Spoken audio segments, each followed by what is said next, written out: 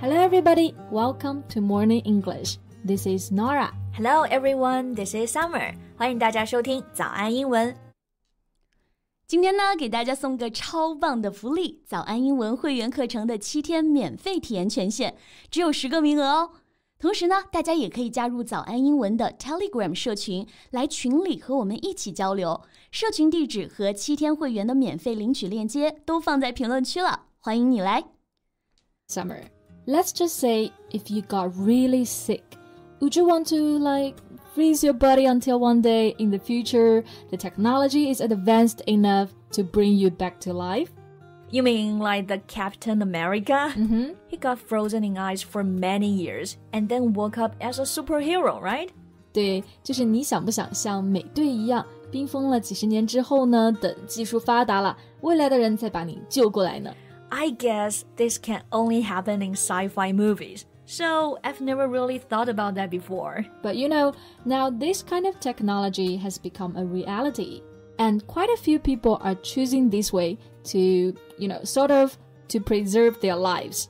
Really? So it means now I can start thinking about that. 对，那其实我们刚刚讲到的这个技术呢，就是冷冻技术。Yeah, so now let's get to know more about cryonics. Okay, sure. Okay, so to talk about this, first we need to learn this word, cryonics. Sure, 这个词意思就是冷冻技术，对吧？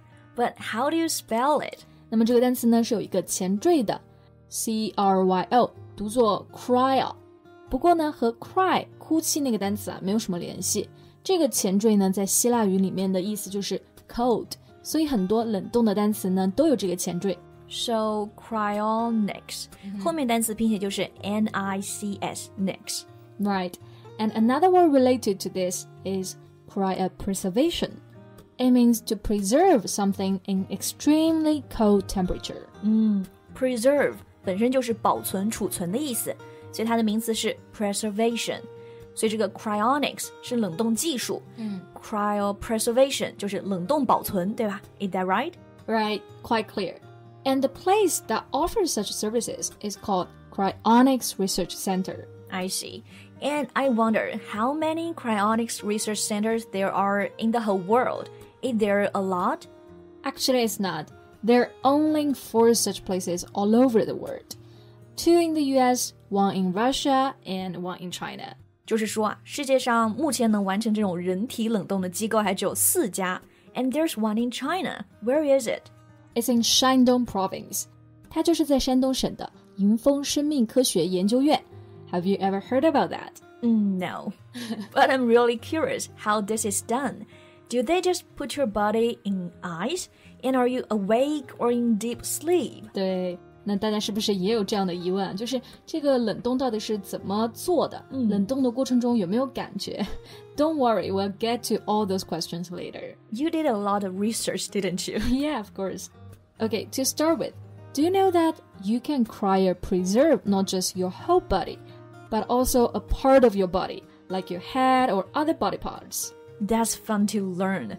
But if I were going with that, I wouldn't want to just have my head preserved. I want the whole body. Yeah, me too. 虽然冷冻的部位是可以选择的，比如说只冷冻你的头，或者是选择全身，但是我感觉只是冷冻一个身体的部位的话，有点悬的感觉。Yeah, and it sounds a little bit scary.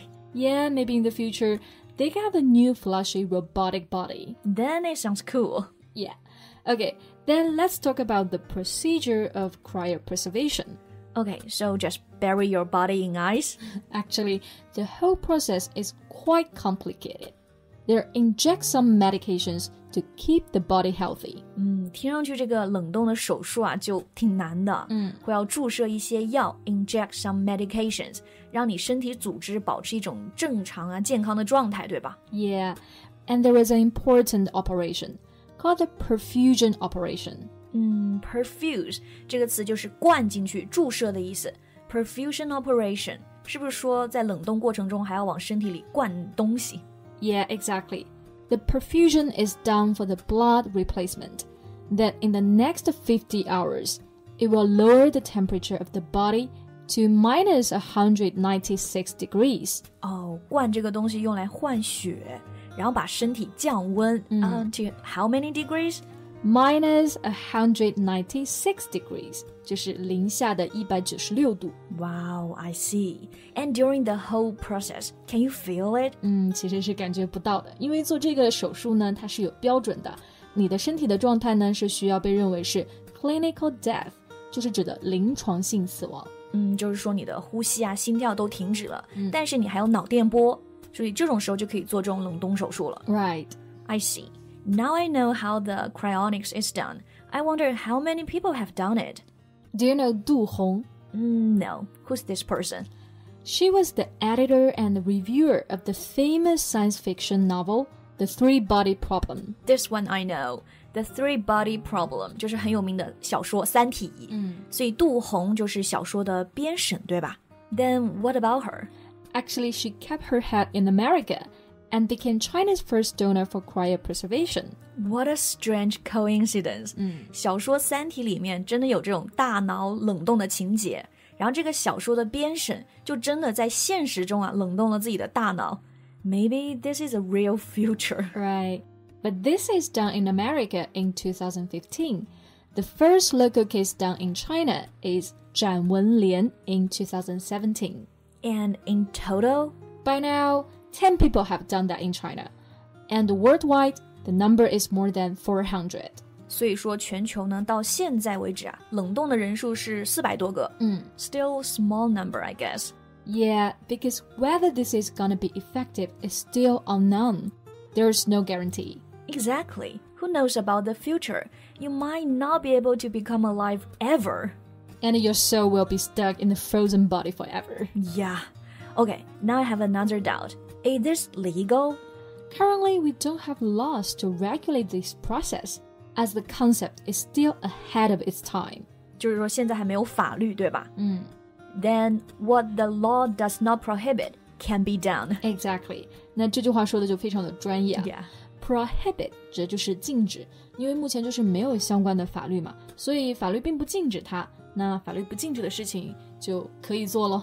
所以就是冷冻现在是不违法的。对。So to speak, the current law does not prohibit the implementation of cryonics. Yeah, and you know there's another issue. Money. Money? Yeah, I guess so. The whole operation sounds pricey. Yeah, it's very expensive. And what's more important, it had not been successful so far. 听上去就很贵。那到底有多贵呢？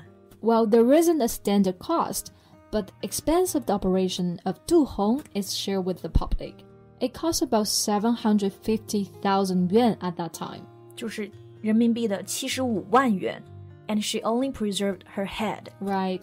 If it's the whole body, then I guess the cost has to increase like tenfold. 就是价格真的太贵了，而且又没有确定性和保证，所以参加的人呢，毕竟还是少数了。Right, but I can understand why some people are in for it. Some people have lived a very long life and have been very happy. They'll say, that's enough. But some people's life is cut short by cancer, by accidents. They haven't had that opportunity for a full life. Yeah, that's well said. It reminds me of the movie Soul. 就跟《心灵奇旅》里面那个男主一样，他就是意外去世嘛，然后灵魂去到了 Great Beyond。但不是所有因为这个意外去世的人都能像他一样，最后又得到一次重生的机会啊。对，生命太短了，但是生命又太美好，所以呢，他们也想要第二次机会吧。Yeah, so I guess this can provide them with the opportunity to maybe experience their full life. Exactly. 那其实我也特别好奇，大家是怎么选择的？如果有机会，你们会选择冷冻自己的身体吗？欢迎大家给我们留言，告诉我们你的选择呀。That's all for today's podcast. Thank you so much for listening. This is Nora. This is Summer. See you next time. Bye. 今天的节目就到这里了，大家别忘了去评论区领取我们的福利——早安英文会员课程的7天免费试听名额，只有10个，先到先得。最后，大家如果想加入我们的听众群，也可以在评论区置顶找到我们的 Telegram 社群地址，欢迎你来玩。This podcast is from Morning English. 学口语就来早安英文。